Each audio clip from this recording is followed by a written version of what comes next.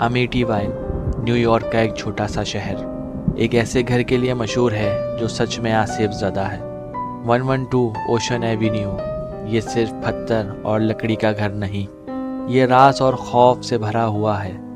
रात के अंधेरे में अजीब साए हिलते हैं और हवा में एक ठंडी महक फैल जाती है। खिड़कियों के पीछे कुछ अजीब रोशनियां चमकती हैं और कभी कभी हल्की सी आवाज़ सुनाई देती है, जैसे कोई कुछ कह रहा हो। लोग कहते हैं कि हर कोना यहाँ की पुरानी रूहों का साया लेता है। जब आप सोचते हैं कि ये बस एक पुराना घर है, तभी कुछ अजीब चीज़ें होती हैं। डर के साए, हिलती हुई परछाइयाँ और एक खौफ जो आपको जगाए रखता है। ये घर सिर्फ देखने से नहीं, महसूस करने से भी डरा देता है। अमिटीवाइल का सच और भी भयानक था। 1974 में इस घर में जॉर्ज और कैथी लुट्ज की फैमिली शिफ्ट हुई, लेकिन पिछले मालिक रोनाल्ड डेफ्यू जूनियर ने यहाँ 6 लोगों का खून किया था। ये घर सिर्फ पत्थर और लकड़ी का नहीं, ये हर कोने में खून और दर्द की कहानी रखता है। लोग कहते हैं रात के अंधेरे में आवाज़ें सुनाई देती हैं, किसी की चीख, दर्द के साए और कभी कभी फर्नीचर अपने आप हिलता था। जब जॉर्ज और कैथी ने ये सब महसूस किया तो वो समझ गए कि ये सिर्फ एक नॉर्मल घर नहीं है।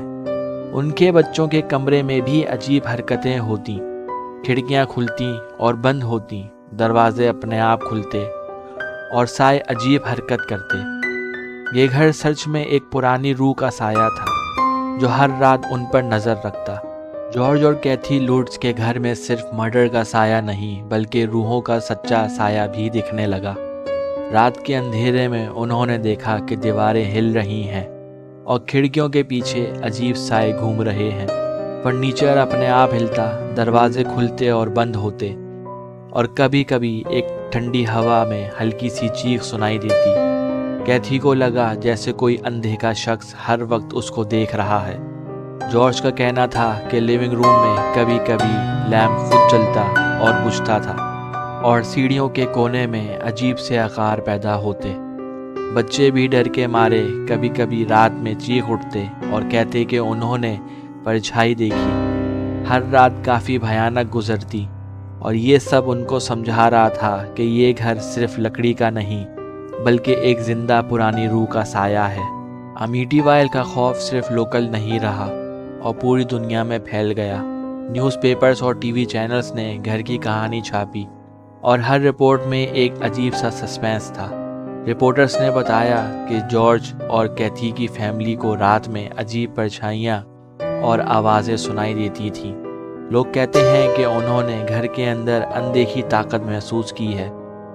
ये स्टोरी हॉलीवुड तक पहुंची और एक फिल्म बनाई गई, जिसमें घर और उसके राज को और ज़्यादा नुमाया किया गया।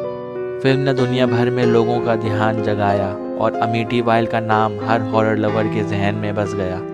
लेकिन असली हॉरर वही था जो जॉर्ज और कैथी ने महसूस किया, जो कैमरेस और स्क्रिप्ट में नहीं दिखाया जा सकता।